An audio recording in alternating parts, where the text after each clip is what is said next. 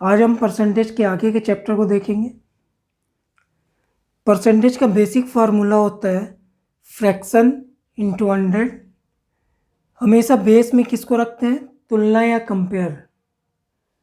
तो परसेंटेज के लिए इम्पॉर्टेंट होता है कि किससे कंपेयर हो रहा है या बेस, या तो बेस या तो कंपेयर या तो टोटल, और उसको परसेंटेज में बदलने के लिए क्या करते हैं? 100 से गुणा। तो हमेशा मैथ्स में आप जान रहे हैं से और का वर्ड अगर आता है तो उसको बोलते हैं कंपेयर। मैथ्स में से और का किसके लिए होता है? कंपेयर के लिए। तो उसको कंपेयर के लिए नीचे रखते हैं जिसमें से और का लिखा होता है।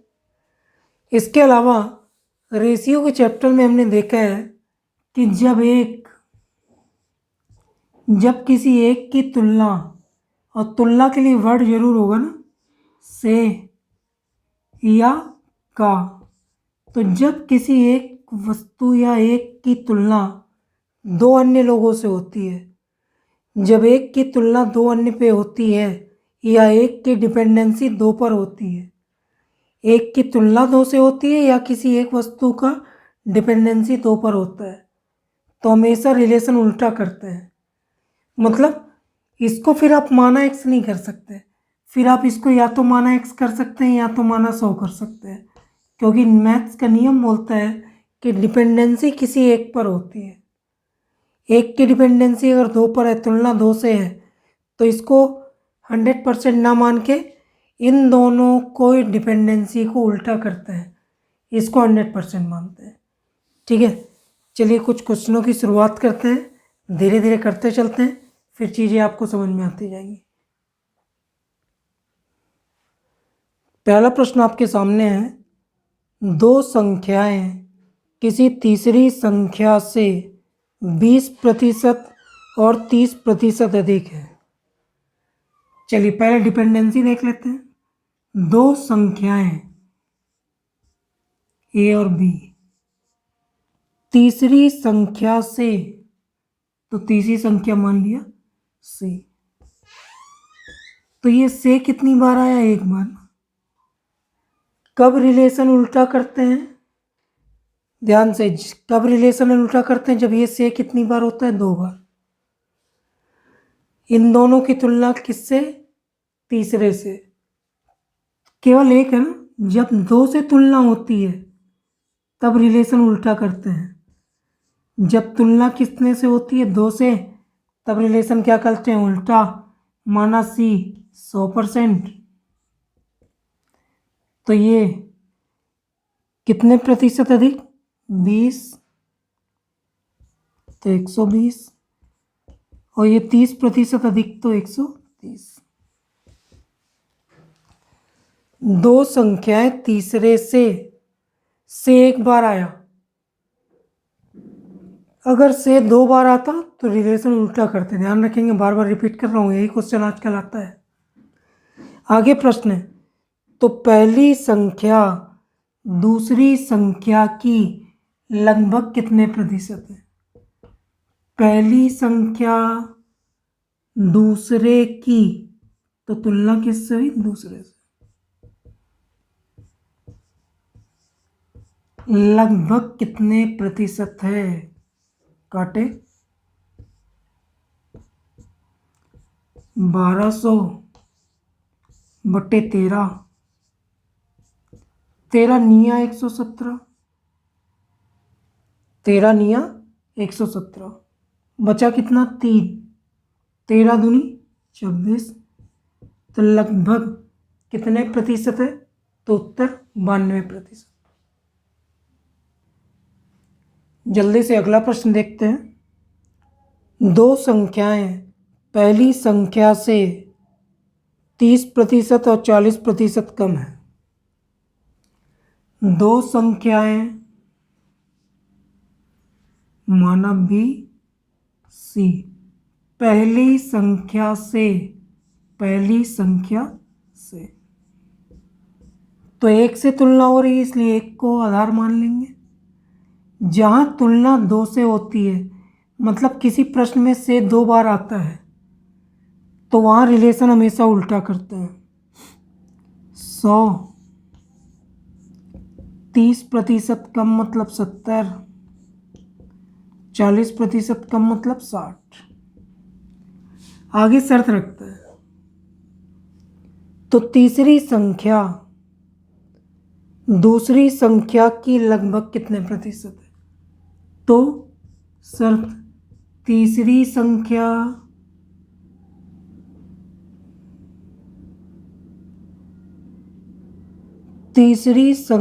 दूसरे की तुलना किससे हुई? दूसरे से। लगभग कितने प्रतिशत है? गुणे 100, काटे 600 बटे 7, लगभग कितने प्रतिशत है? 7 अट्ठे 56, बचा 4, 7 पना 35, तो लगभग कितने प्रतिशत है? तो उत्तर 85%। अगला क्वेश्चन है मोस्ट इंपॉर्टेंट। पहली संख्या दूसरी संख्या से 20% अधिक है। आराम से, पहली संख्या दूसरे से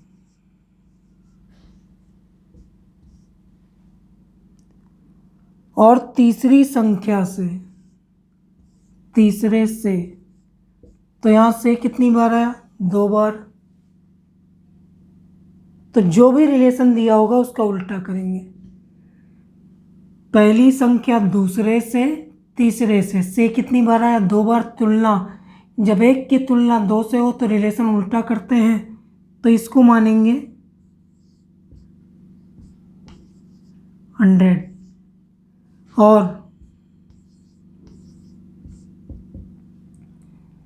जो भी रिलेशन दिया होता है उसको उल्टा करते हैं, तो बोलता है 20% अधिक, तो इसको 20% कम करेंगे। 25% अधिक, तो इसको 25% कम करेंगे। जब एक की तुलना, बार बार रिपीट कर रहा हूँ, मोस्ट इंपॉर्टेंट, जब एक की तुलना 2 से हो तो रिलेशन उल्टा करते हैं। इसको a माने 100, जो रिलेशन देता है उसका उल्टा। 20% अधिक तो 20% कम, 25% अधिक तो 25% कम। अब प्रश्न जो मेन बोल रहा है वो, तो दूसरी संख्या तीसरी संख्या की लगभग कितने प्रतिशत है? दूसरी संख्या से, ध्यान से, दूसरी संख्या से, तो तुलना किससे हुआ? दूसरे से। तीसरी संख्या कितने प्रतिशत है? तो गुणे 100, काटे,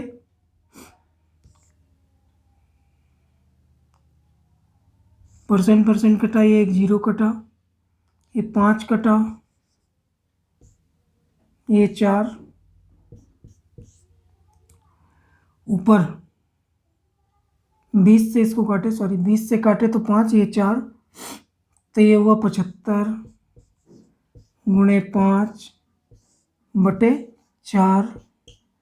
75, 7 पना 35, 5 5 25, 375 बटे 4 करेंगे। 9 चौके 36, हासिल 1, फिर बचा 15, 4 तिया 12, तो लगभग कितने प्रतिशत?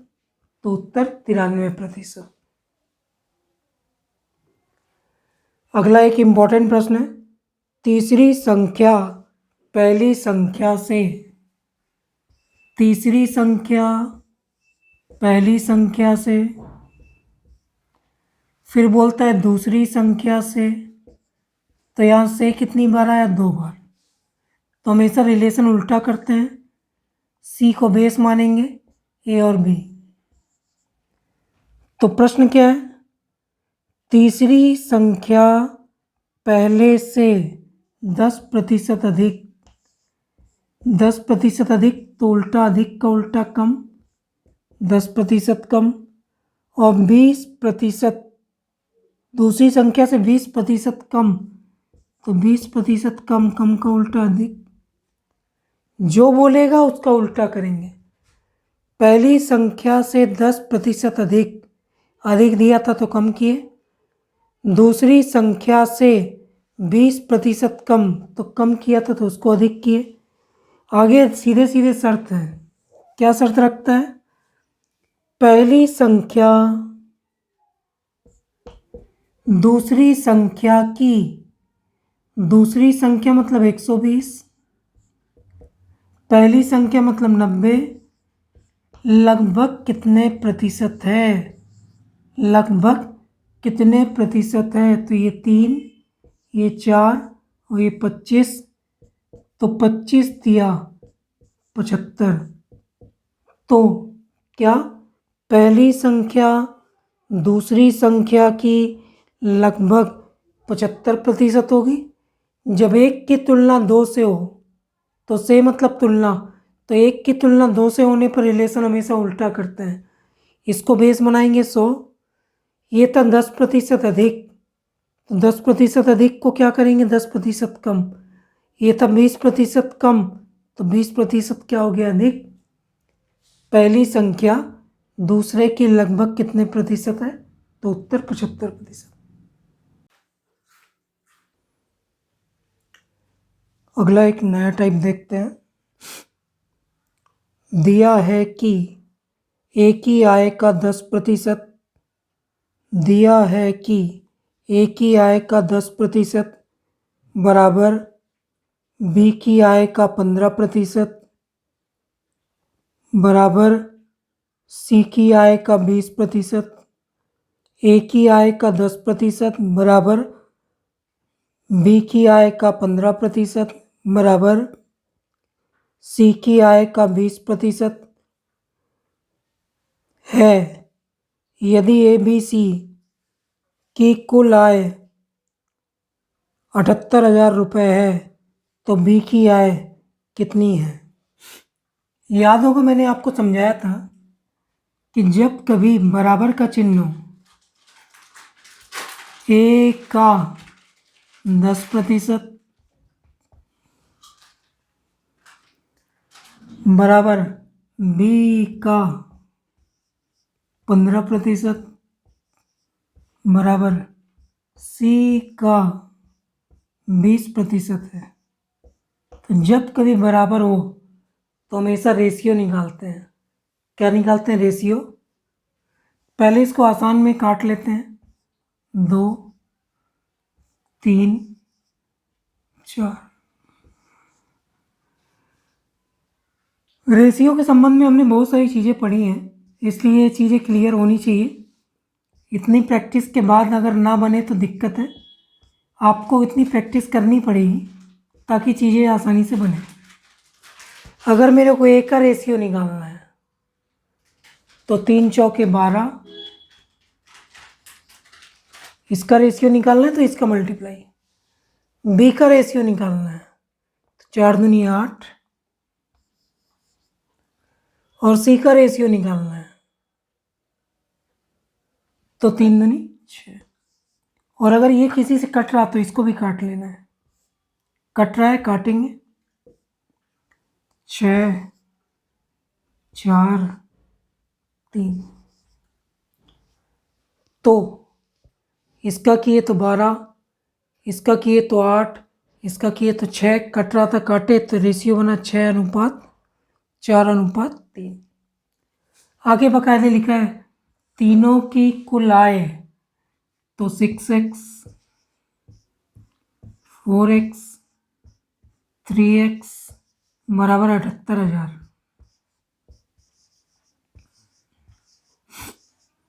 तो 13 चिक्का 78 होता है, 13 चिक्का 78, तो 13x,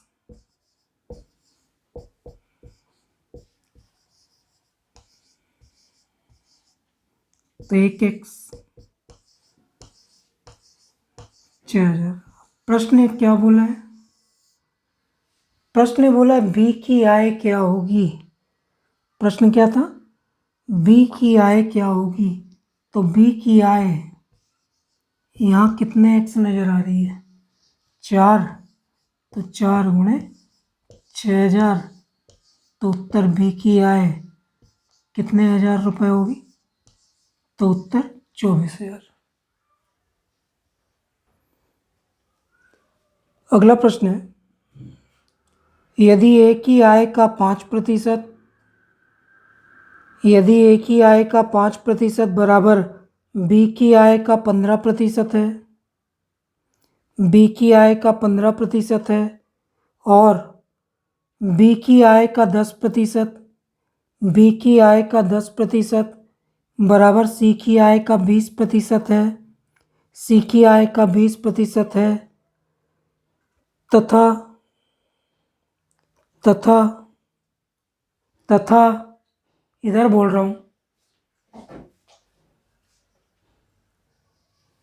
बी की आय 8,000 रुपये है तो तीनों की कुल आय कितनी होगी।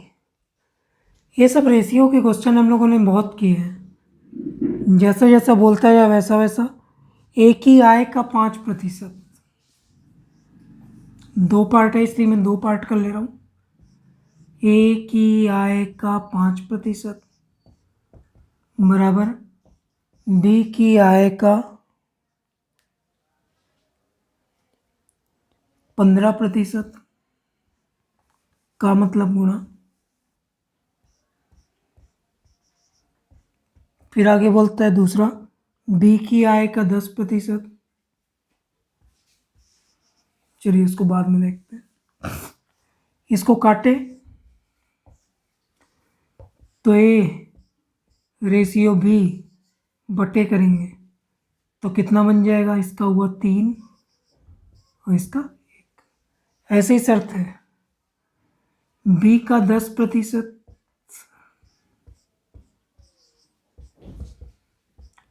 सी का 20% के बराबर है। काटे इसको तो बी रेशियो सी बराबर 2:1। तो ये ए बी है, ये बी सी है। हम लोगों ने पढ़ा है ए बी सी जिगजैग, क्योंकि बी कॉमन है। 3 1 2 1 तो कैलकुलेट करने पे बनेगा, ये होगा 3 दूनी 6, ये होगा 2 और ये होगा 1। तो इसका वास्तविक रेशियो होगा ए का 6, बी का 2 और सी का 1। बोलता है बी की आय मतलब 2x 8,000 है तो 1x बराबर कितना, 4,000। 2x बराबर 8,000, बी की आय तो 1x बराबर 4,000। तीनों की कुल आय, तीनों की कुल आय। तो यहाँ कुल आय कितना नजर आ रहा है, 9x। 6 3 9 तो 9 चौके 36,000। तो तीनों की कुल आय कितनी होगी, तो उत्तर 36,000 होगी। अब एक नया पैटर्न देखते हैं और इसको मोस्ट इम्पॉर्टेंट करना है क्योंकि आजकल ये क्वेश्चन घुमा घुमा के बहुत पूछा जाने लगा है। कभी भी चीनी का घोल, नमक का घोल, तो चीनी और नमक के क्वेश्चन तो अगर आप पढ़े होंगे तो आपसे बनेंगे या आपको चीज़ें समझ में आती हैं। लेकिन आजकल एक नया कॉन्सेप्ट है, ड्राई फ्रूट्स। ठीक है, तो ड्राई फ्रूट्स का अगर कोई क्वेश्चन टकराएगा तो उसको आप विशेष ध्यान रखेंगे। चीनी का घोल, नमक का घोल, तो चीनी और नमक के घोल में हमेशा केवल क्या चीज़ बदलता है, पानी। क्या मैंने बोला, बदलता है। पानी अप डाउन होता है लेकिन चीनी पहले भी उतनी ही रहती है, नमक भी उतना ही रहता है। ऐसे अगर मैं ड्राई फ्रूट्स की बात करूं तो ड्राई फ्रूट्स में अगर मैं ड्राई फ्रूट्स को सुखाता हूं तो उसमें केवल क्या चीज़ सूखता है, पानी। और इसका जो पल्प होता है वो नहीं सूखता। उसमें पल्प की मात्रा वही रहती है, लेकिन पानी की मात्रा बदलती रहती है। तो एक रिजल्ट आया कि जब भी चीनी का प्रश्न, नमक का प्रश्न या ड्राई फ्रूट्स का प्रश्न आएगा तो इसमें चीनी की मात्रा, नमक की मात्रा और पल्प की मात्रा हमेशा सेम होगी। केवल पानी या तो कम होगा या तो ज़्यादा होगा। तो इस तरह के प्रश्न को हल करते समय केवल पानी को कभी नहीं काउंट करते। किसको काउंट नहीं करते? केवल नमक, चीनी या ड्राई फ्रूट्स के पल्प को काउंट करते हैं। पानी का वहाँ हिसाब किताब नहीं करते। पानी कम ज़्यादा हो जाएगा, लेकिन उसकी मात्रा को अलग से कुछ नहीं करेंगे। ठीक है, चलिए पहला प्रश्न इसका देखते हैं कि कैसे बनेगा। पहला प्रश्न है 3 लीटर नमक के घोल में 40% नमक है। 3 लीटर नमक के घोल में 40% नमक है। इस घोल में 1 लीटर पानी मिलाए जाने पर, इस घोल में 1 लीटर पानी मिलाए जाने पर नए घोल में नमक का प्रतिशत क्या होगा? नए घोल में नमक का प्रतिशत क्या होगा? चलिए देखते हैं। नमक का घोल है तो मैंने पहले ही बोला पानी का हिसाब किताब नहीं करेंगे। नमक 3 लीटर में नमक का घोल 40% है, तो 3 लीटर का 40%। तो रिजल्ट आया 3 चौके 12/10 मतलब 1.2। 3 लीटर नमक के घोल में 40% नमक है तो 40% हुआ 1.2। आगे शर्त रखते हैं 1 लीटर पानी और मिलाए, 1 लीटर पानी और मिलाए तो पहले घोल कितना था? 3। 1 लीटर पानी मिलाए तो कितना हो गया? 4। तो 1 लीटर पानी मिलाए जाने पर घोल कितना था? 3। 1 लीटर और मिलाए तो कितना हो गया? 4। नमक का प्रतिशत क्या होगा? 1.2। काटे पीटे 3 चौके 12, 0 नीचे आ गया, 0.10 काटे 3 चौके 12 और 1 0 कटा तो कितना परसेंट हो गया? 30। तो उत्तर हुआ 30%। अगला प्रश्न है चीनी तथा पानी के 12 लीटर घोल में, चीनी तथा पानी के 12 लीटर घोल में 4% चीनी है, 4% चीनी है। घोल को गर्म करके वाष्प द्वारा 2 लीटर पानी उड़ा दिया जाता है। घोल को गर्म करके वाष्प द्वारा 2 लीटर पानी उड़ा दिया जाता है तो शेष घोल में चीनी कितने प्रतिशत है? शेष घोल में चीनी कितने प्रतिशत है? मैंने पहले ही बोला चीनी तो केवल चीनी, पानी का हिसाब नहीं करेंगे। 12 लीटर के घोल में 4% चीनी है तो 12 लीटर का 4%, 4/100।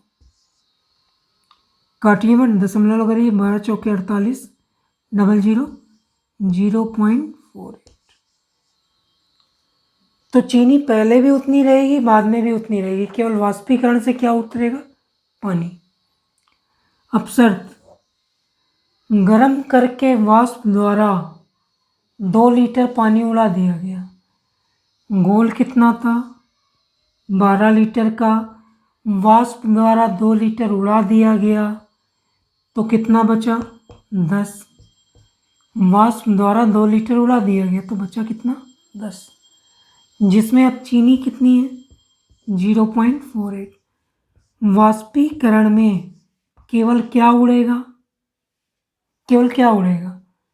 तो उत्तर पानी। चीनी उतनी ही रहेगी।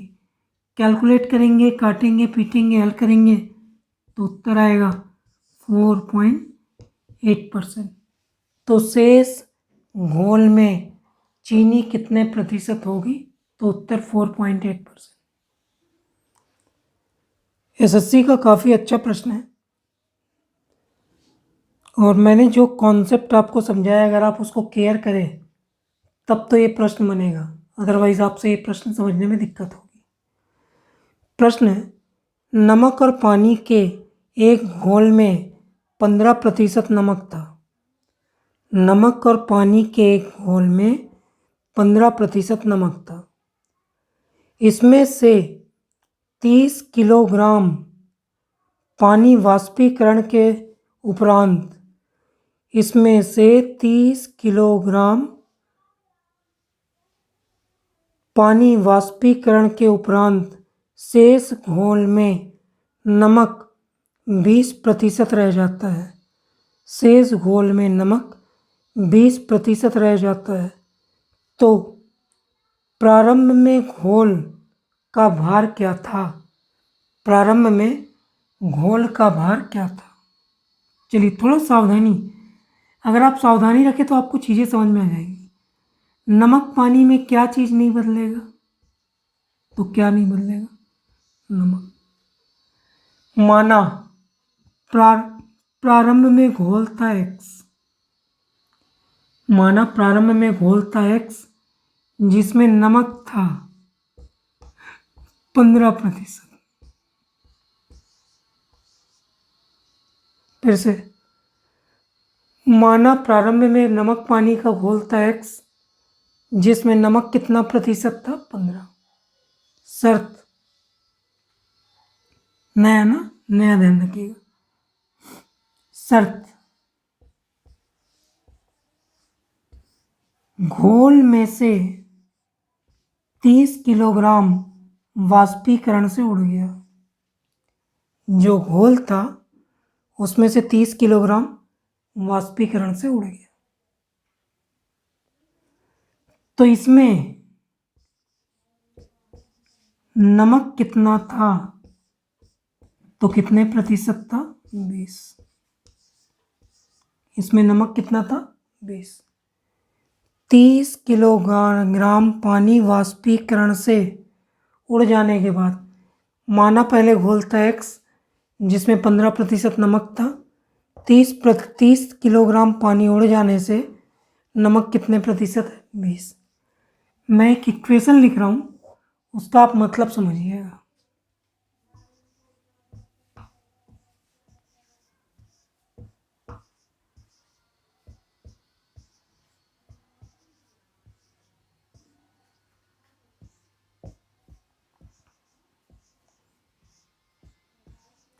समझ में आ गया? पहले भी नमक उतना ही था, पानी उड़ जाने के बाद भी नमक उतना ही होगा, केवल उसका परसेंटेज बदल जाएगा। तो पहले जितने ग्राम नमक रहा होगा बाद में भी, मैं याद रखिए मैं ग्राम बोल रहा हूँ, पहले जितने ग्राम नमक रहा होगा बाद में भी उतने ही ग्राम नमक बचा रहा होगा। पानी केवल ऊपर नीचे होता है, नमक में कोई फर्क नहीं पड़ता है। तो 100 और 100 कट गया तो ये हुआ 15x, अंदर गुणा कर दिए तो ये हो गया 20x माइनस 600, इसमें से 20 माइनस होगा तो 5x माइनस का 600, काटे पीटे तो 12 पंचे 60 तो 1x बराबर 120। तो उत्तर प्रारंभ में घोल कितना था? तो उत्तर 120। प्रश्न में खास बात क्या है? नमक के घोल में पहले भी नमक उतना ही ग्राम रहा होगा, वाष्पीकरण के बाद भी उतना ही ग्राम रहा होगा, क्योंकि नमक नहीं उड़ता, केवल क्या उड़ता है? पानी। तो पहले के घोल में नमक इतना, बाद के घोल में नमक इतना, दोनों नमक बराबर रहा होगा, काटे पीटे हल किए तो उत्तर 120 होगा। अगला एक प्रश्न देखते हैं। 240 लीटर मिश्रण में दूध और पानी का अनुपात 2:3 है। 240 लीटर में दूध और पानी का अनुपात 2:3 है। 60 लीटर पानी और मिलाने से 60 लीटर पानी और मिलाने से नए मिश्रण में दूध का प्रतिशत क्या होगा? 60 लीटर पानी और मिलाने से नए मिश्रण में दूध का प्रतिशत कितना होगा? मिश्रण कितना है? 240। दूध और पानी का अनुपात क्या है? 2:3। x मान लेते हैं। मिश्रण पढ़ चुके हैं, दोनों को मिलाएंगे तो कितना होगा? 5x। तो मिश्रण 5x बराबर 240, 5x बराबर 240, तो 1x बराबर 48। तो दूध 240 लीटर में कितना था? 2x, 2x मतलब 48 दूनी 96, और 3x पानी था मतलब 144। तो 240 लीटर में दूध 96 था, पानी 144। 60 लीटर पानी और मिला दिए। शर्त, ध्यान से, सारा खेल सेंटेंस का होता है। नए मिश्रण में पहले मिश्रण कितना था? 240, पानी और मिलाए 60। पहले मिश्रण था 240, पानी मिलाए 60, तो नए मिश्रण में तो पुराना 240, 60 मिलाए तो कितना हो गया? 300। नए मिश्रण में दूध का प्रतिशत कितना है? दूध 96 गुणे 100 काटे 32 दिया 96 होता है। तो नए मिश्रण में दूध कितने प्रतिशत था? तो उत्तर 32%। अगला एक प्रश्न है, चीनी और पानी के 6 लीटर घोल में 4% चीनी है। चीनी और पानी के 6 लीटर घोल में 4% चीनी है। इस घोल में से 1 लीटर पानी वाष्पित हो जाने से इस घोल में से 1 लीटर पानी वाष्पित हो जाने से शेष घोल में चीनी का प्रतिशत ज्ञात कीजिए। चीनी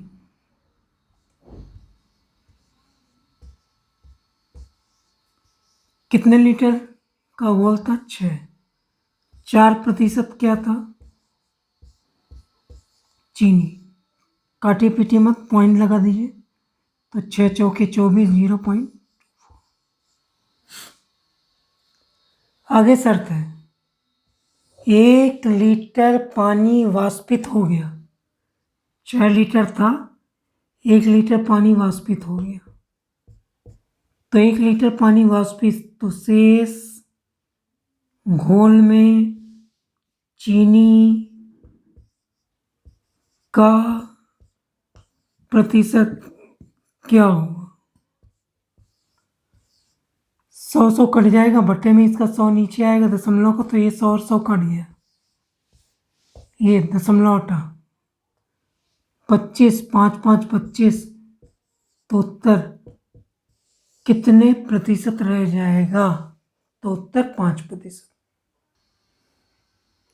कुछ और अच्छे क्वेश्चनों को देखते हैं जिसमें अपनी मर्जी से थोड़ा बहुत कैलकुलेशन अपने समझ के हिसाब से करना होता है। जैसे पहला प्रश्न है, एक विद्यालय में लड़के और लड़कियों का अनुपात 3:2 है। एक विद्यालय में लड़के और लड़कियों का अनुपात 3:2 है। यदि 20% लड़के तथा 25% लड़कियां छात्रवृत्ति धारक हैं, 20% लड़के तथा 25% लड़कियां छात्रवृत्ति धारक हैं, तो विद्यालय में उन विद्यार्थियों का प्रतिशत ज्ञात कीजिए।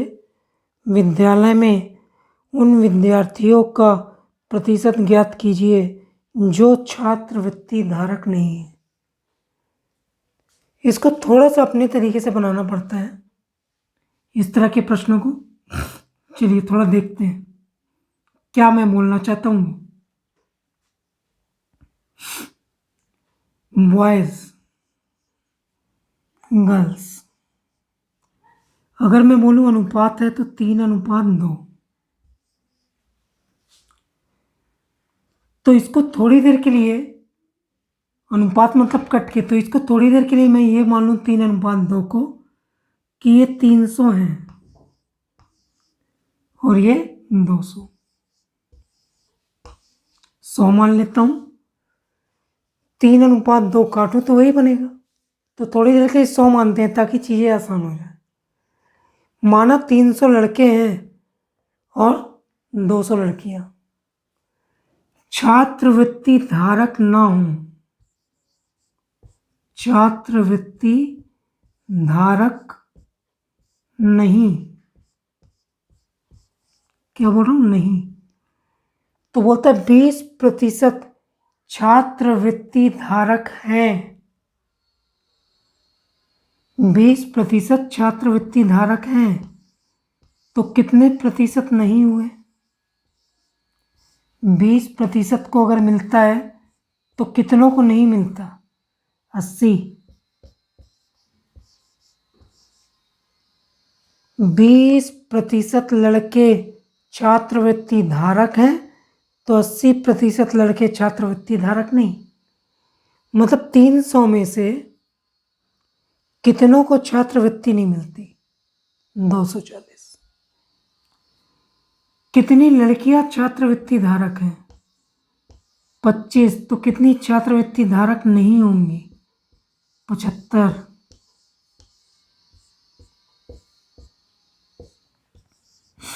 150। तो अगर मैं बोलूं 300 लड़कों में कितनों को छात्रवृत्ति नहीं मिलती? तो 240। 200 लड़कियों में कितनों को छात्रवृत्ति नहीं मिलती? 150। ऐसा हमने इसलिए किया ताकि दशमलव में उत्तर ना आए, कैलकुलेशन आसान हो जाए। तो उत्तर, पूरे विद्यालय में कितने विद्यार्थी थे? तो 300 और 200। तो पूरे विद्यालय में कितने विद्यार्थी थे? 500। जिसमें से कितनों को छात्रवृत्ति नहीं मिलती? 240, 150। 390 विद्यार्थियों को छात्रवृत्ति नहीं मिलती। काटे 0 0, भाग के 39 का डबल कर देंगे तो 78। तो कितने प्रतिशत विद्यार्थी छात्रवृत्ति नहीं पाते? तो अनुपात को हमने 100 मान लिया ताकि कैलकुलेशन आसान हो जाए। 20% लड़के छात्रवृत्ति पाते हैं तो 80% लोग नहीं पाते। नहीं पाने का निकालना है। 300 का 80%। 200 लड़कियां हैं, 25% को छात्रवृत्ति मिलती है तो 75 को नहीं मिलती। 150। कुल विद्यार्थी थे 500। 500 में से 390 लोग को छात्रवृत्ति नहीं मिलती, उसका प्रतिशत 78। ऐसा करने से बहुत आसानी से और जल्दी उत्तर आ जाता है। अगला काफ़ी अच्छा प्रश्न है, मोस्ट इम्पॉर्टेंट, केयर करिएगा। एक गांव में पुरुष, महिलाएं और बच्चे क्रमशः 11:9:5 के अनुपात में है। 11:9:5 के अनुपात में है।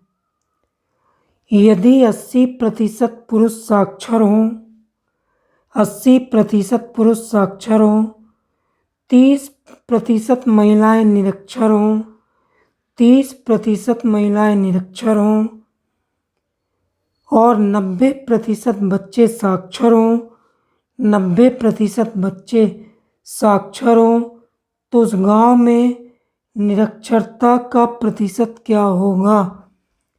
उस गांव में निरक्षरता का प्रतिशत क्या होगा? निरक्षरता पूछा है ना, तो थोड़ा उसी को काउंट करिएगा। चलिए, शुरुआत में हमको क्वांटिटी नहीं मालूम, तो इसको मैं वही मान लेता हूँ 100। 11:9:5। तो मैं प्रारंभ में अनुपात है, तो इसको अपनी सुविधा के लिए 100 मान लेता हूँ ताकि कैलकुलेशन आसान हो। 1100, 900, 500। ध्यान रखिए, निरक्षरता पूछ रहा है तो सीधे निरक्षर निकालते हैं।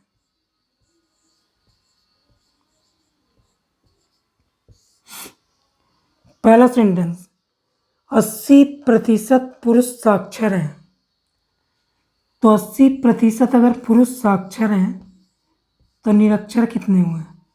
20। कितने हुए? 20। 80% साक्षर तो निरक्षर कितने? 20। आगे, 30% महिलाएं निरक्षर हैं, 30% महिलाएं निरक्षर हैं, निरक्षर ना 30।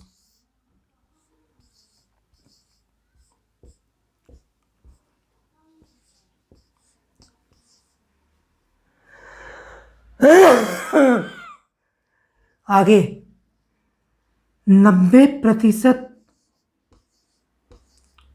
बच्चे साक्षर हैं, तो 90% साक्षर तो निरक्षर 10।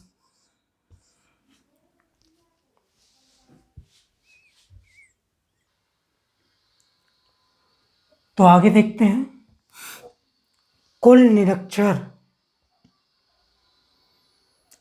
220, 270, 50, तो ये हुआ 540। कुल संख्या कितनी थी? 1100, 900, 1100, 900, 2000 और 500, 2500।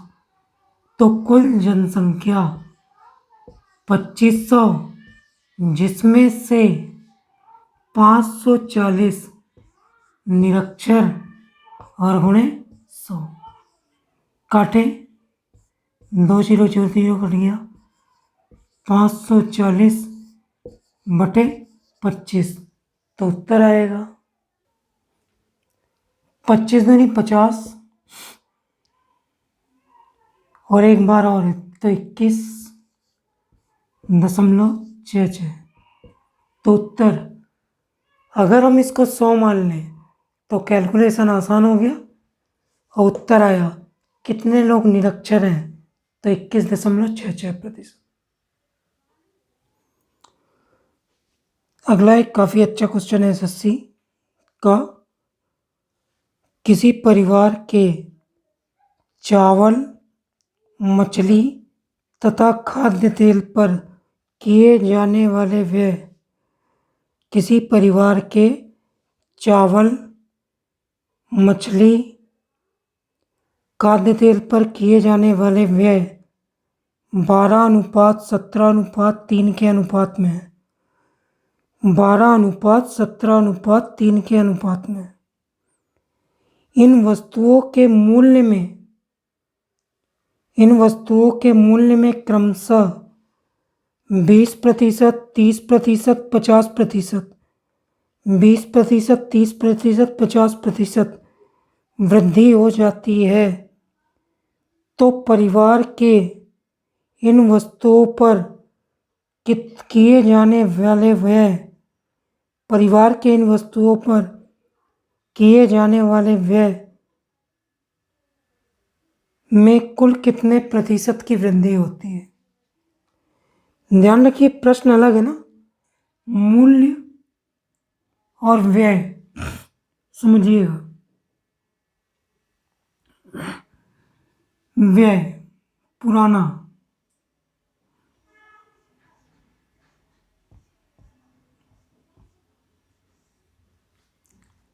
माना चावल, मछली और एक क्या था, खाद्य तेल। माना चावल था 100 रुपये, मछली भी 100 रुपये और खाद्य तेल भी 100 रुपये। तो इसमें व्यय का अनुपात था 12:17:3। 12:17:3। तो चावल में 12 रुपये मान लिए, मछली में 17 और इसमें 3 रुपये। तो पहले कुल खर्च कितना था, 32। माना चावल मछली खाद्य का मूल्य 100। इसमें खर्च का अनुपात क्या था, व्यय का 12, 17 और 3, तो माना 32 था। अब आगे शर्त रखते हैं नया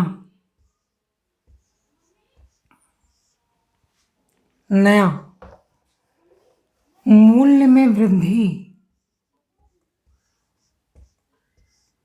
20%। तो चावल कितना हो गया, 120। मछली कितनी हो गई, 130। खाद्य तेल कितना हो गया, 150। तो इसका 12 का अनुपात में क्या होगा, 100 रुपये में 12, तो अब 120 रुपये में 12, क्योंकि रेट कितना बढ़ गया, 20। 130 रुपये में 17 और 150 रुपये में, 150 रुपये में कितना है, 3। कैलकुलेट किए, बटे 100 ना प्रतिशत के हिसाब से चल रहा है, तो ये कितना बना,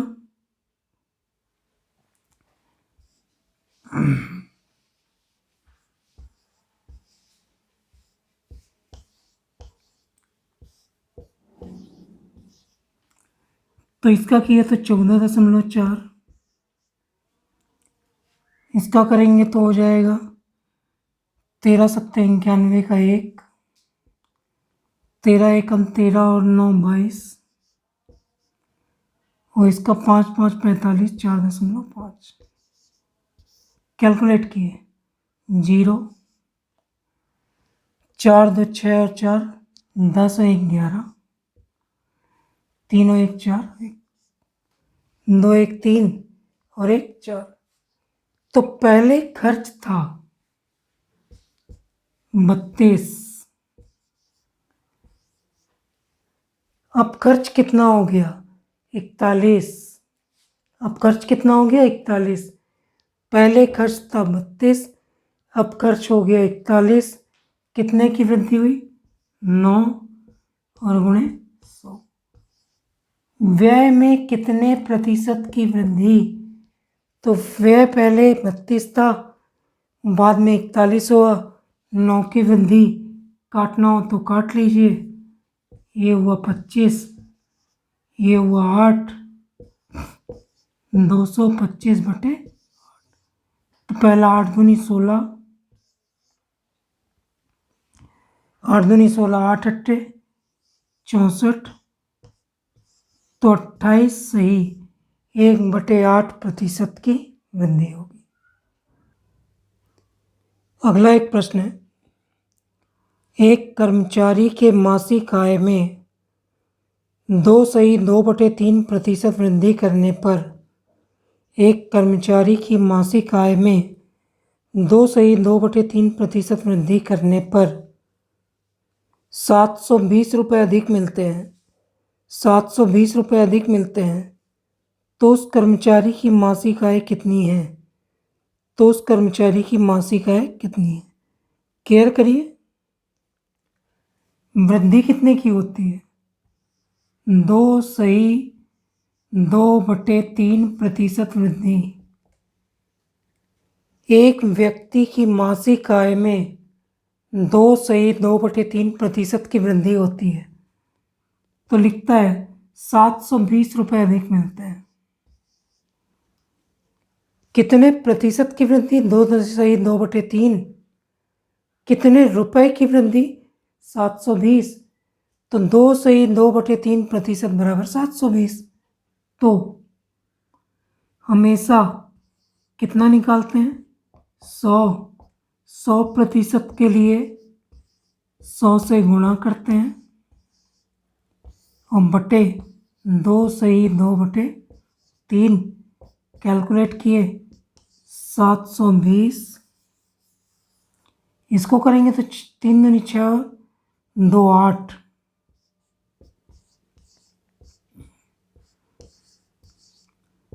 तो ये बनेगा 8/3। चलिए एक स्टेप और, तो उत्तर 720 गुणे 100 डायरेक्ट, और ये बनेगा 3/8।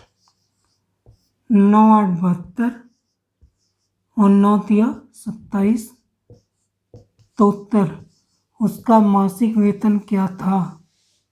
तो उत्तर 27,000 रुपये था। अगला एक काफी अच्छा प्रश्न है। तुलसीराम का वेतन कश्यप के वेतन से 20% अधिक है। तुलसीराम का वेतन कश्यप के वेतन से 20% अधिक है। यदि तुलसीराम की बचत 720 रुपये, यदि तुलसीराम की बचत 720 रुपये जो उसके वेतन का 4% है, जो उसके वेतन का 4% है, तो कश्यप का वेतन कितना होगा? कश्यप का वेतन कितना होगा? तुलसीराम और कश्यप 20% अधिक है, तो कश्यप अगर 100 तो तुलसीराम 120। अगर मैं इसको रेशियो में कन्वर्ट कर दूं तो ये हो गया 6x और ये हो गया 5x। तो तुलसीराम का वेतन कितना है? 6। कश्यप का वेतन कितना है? 5। अगर मैं रेशियो में बदल दूं तो आगे जैसी शर्त रखता है, तुलसीराम की बचत 720 रुपये, तुलसीराम की बचत 720 रुपये, उसके वेतन का कितना प्रतिशत है? 4। तुलसीराम की बचत 720, उसके वेतन का 4% है। कैलकुलेट करके सॉल्व कर दिए, सबको उधर ले जाइए, डायरेक्ट कर रहा हूँ। 100 बटे 6 चौके 24, 24 तिया 72 होता है, तो 1x बराबर कितना आ गया? 3। आगे शर्त रखता है, तो कश्यप का वेतन कितना था? तो 5x, तो 5 गुणे 3000, तो उत्तर 15,000। तो कश्यप का वेतन कितना था? तो उत्तर 15,000 था। तो यहाँ पे इनके वेतन का हमने पहले अनुपात बनाया। तुलसीराम का वेतन कश्यप से 20% अधिक, कश्यप से, तो अगर ये 100 था 120 रेशियो में बदल लिए। तुलसीराम की बचत 720, उसके वेतन का 4% था, 4% को हल किए, कैलकुलेट किए तो x बराबर 3000, तो कश्यप का वेतन 5x, तो 15,000। चलिए बाकी क्वेश्चनों को अगले वीडियो में देखेंगे।